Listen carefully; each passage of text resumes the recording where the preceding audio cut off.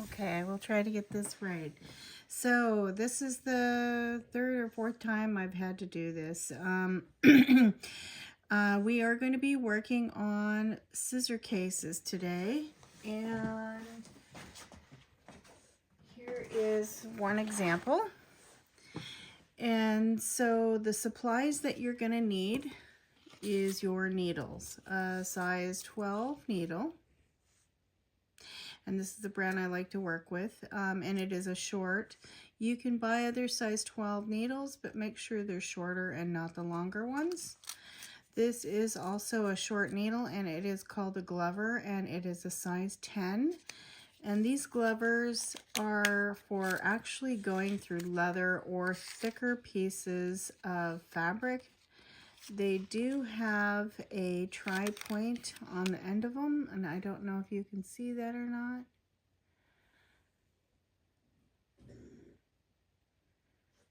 I try to move it around so you can kind of see. It has a tri-point. You will need a pair of pliers. They don't have to be any particular kind or brand. I just use these. Sometimes it is easy to just grab that needle and pull it through if it gets stuck. You're going to need a handy pair of scissors, and you're going to need your beading thread, which is this one. There are other brands of beading thread you can use, like Fireline and things like that. This is more economical for me, so I use a size D Nemo beading thread. They also come in other colors, so if you're using a darker beads, you can use a darker color. This one is gray. I use a fabric tack for putting the two layers together that we're going to be talking about, and that's the glue. And I use a size 11. And for the middle of my flower, I sometimes use a size 2mm pearl. So all of the beads here are about a size 11 beads. Okay, and that's what we're going to be using today. And I'm going to talk about right now drawing your template out, because you're wanting to draw your scissor case out. This one's not the correct scissor for the case. Let's see what we can find here. Scissors for the case. Okay, so scissors for the case. So what you want to do is kind of measure your scissor out. This is kind of big, but it's a template. You can cut your template down a bit, and that's probably what I'm going to do. I have the front part here, and I'm probably going to cut this down.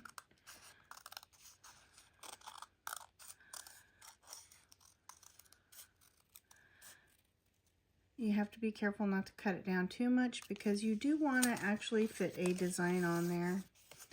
So let's see, and then we will redraw that.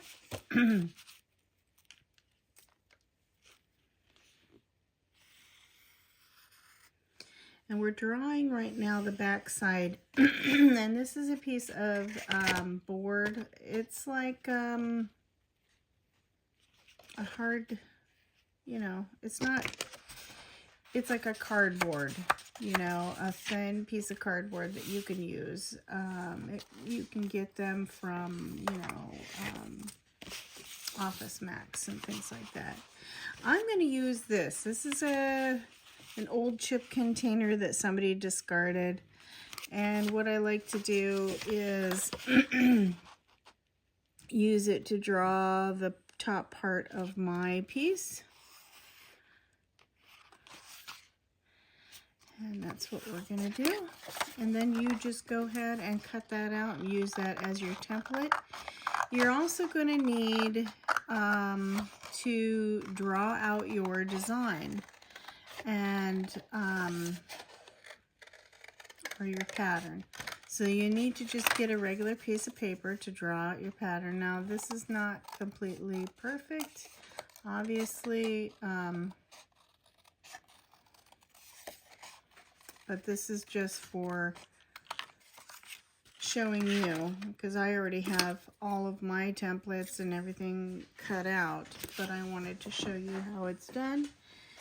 And so what you would do is you would take your piece of paper, and as you can see, here is a template. And draw your template on your paper. And the reason why we're doing it this way is because we want to make sure that when you draw your design, it's exactly where you want it to be on your piece. And so how I like to draw my design, I'll use a lid. And I will just center it where I want my design to be. If you want to get technical with a ruler, you're welcome to. And then I will look for the midpoint of the design. I'd say about right there. I'm not very good at that. But like I said, if you want to use a compass tool or anything like that, you can. And then you're just going to put your, now I like to put like a Y. So I'm putting a Y here, and then I'm going to put between the Y. And that helps me. Now this does not have to be perfect, because when you put your beads on, it will change. And you're going to put the same number of beads on each petal. So you can see this is kind of a crude drawing here. And it's just basic. So you know where you want your petals to lay, how you want it to look. And then I'm going to put my leaves in there, and put one down here. Okay, and that's going to be the design that we work with. And then you're going to want to cut that out.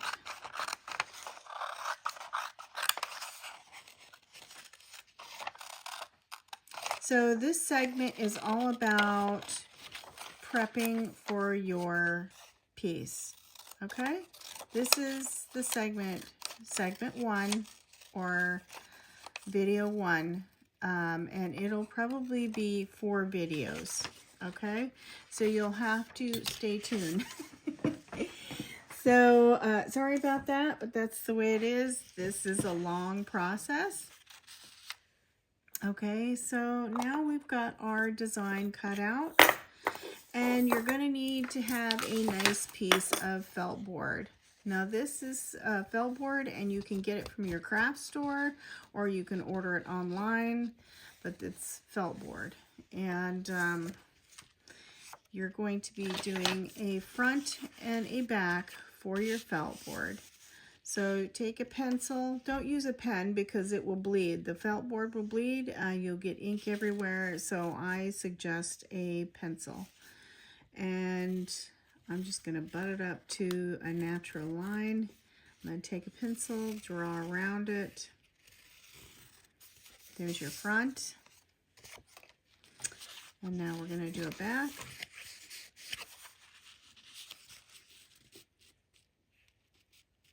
This is the back part.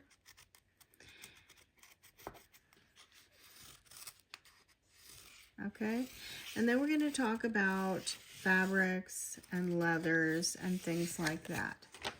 Okay, so once you have this, your felt board, because that's what you're going to need felt board. Once you have this cut out, then you're going to need to purchase a heavy-duty fabric.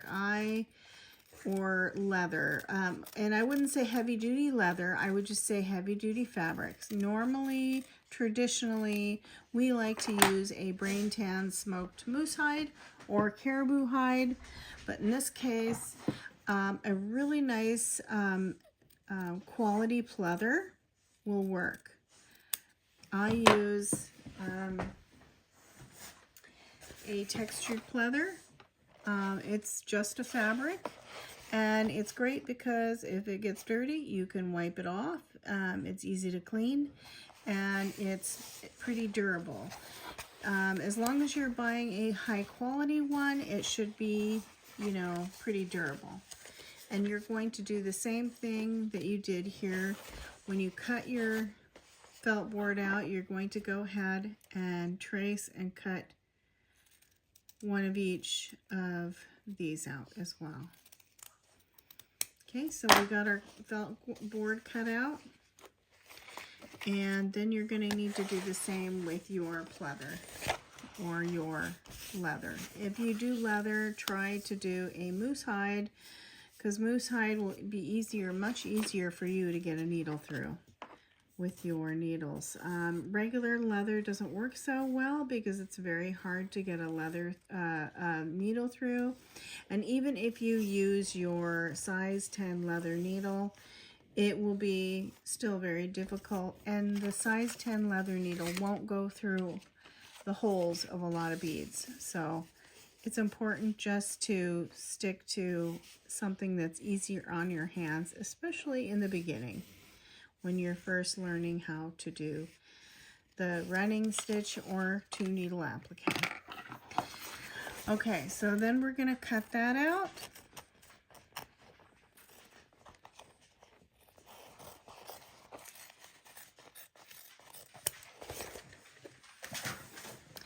And I'm trying to go as fast as I can because I realize that everybody likes instant gratification. Okay, we're just going to trim that out of there. Now, I'm sorry that I haven't been on for a while. I've been busy moving, and I'm still going to be moving. It's taking me a long time. Hi, little girl. I have a little Frenchie here. She's pretty needy lately. I think she's worried. So there's one, and this will go onto the front side of your felt board, just like that. Okay. And you can shape this part any way you want. You don't have to do the shape I did. You can just do straight across, or you can do just whatever you want. I would suggest a shape that isn't too curvy because, and even if you just did one straight across would be nice because it will be easier for you to start off with. Beginning means what? Making it easy, right? In the beginning, you need to make it easy so you grasp what and how to put the, or how to put the piece together, and what's the best course of action to do it. Okay, so there's your front and back for this, and this will get glued together. These two will get glued together. This one, I will semi-glue this. So I'm running out of glue here, guys, so I hope, and I don't do a hard glue. I just do a little bit of gluing, not a lot. Now, on the back piece, you can glue this, because we're not going to be putting beadwork on this part unless you want to, and then I would suggest using less glue because you're going to have displacement. And displacement is when your beads aren't going to, your beads will push down on the fabric. And as they push down on the fabric, it will want to warp a little. And so then you're going to pull this fabric around it back up and go back down again with your glue. So I will show you that here in a little while. It's a natural thing that happens. Okay, so we got that done. So you have your front and back. You will also need to find yourself a nice fabric. So sometimes you can get fabrics at the fabric store, and I would just get a regular cotton fabric. You can find them, sometimes they have 99 cent little pieces. I don't know. That's how much they cost here. I'm not sure how much they cost in the States, but that's what we have here.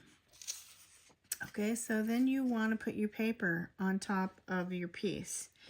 And what you're going to do is you're going to put this aside, your back piece aside, and you're going to line up your paper where you want your flower to go. Okay, and on this one, I might add a little. I'm going to add something here. I'm going to put 1, 2, 3 circles here. I want to do a little seed pod or something. And I'll just do one little seed pod. That way. Okay, so you can see that it's a little off as far as the design. So I just want to make sure the design hits exactly where I want it to hit. It doesn't matter where the paper, how it lines up or anything. It's where your pattern, you want your pattern to line up. Okay, and so this is the first segment that I'm showing you. And then number 2, we'll get started with the middle section. All right.